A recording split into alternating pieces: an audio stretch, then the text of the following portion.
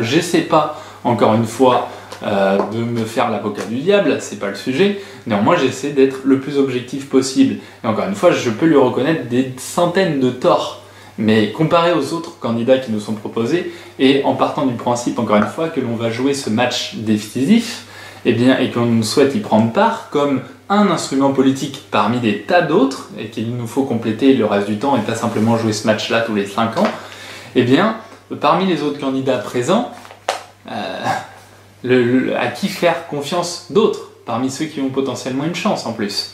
Et par ailleurs, Jean-Luc Mélenchon n'a jamais été mis en examen non plus, ce qui est le cas d'aucun autre candidat.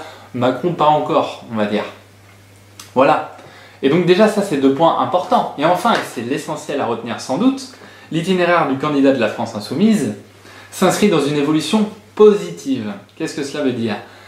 Ça veut dire qu'il a su ne pas demeurer sur des positions uniques et fermes, simplement pour s'octroyer des places, et il a su remettre en question ses positions, notamment sur l'Union Européenne, sur laquelle il a bien évolué, et sur bien des sujets que nous aurons l'occasion d'aborder, nous, dans le livre.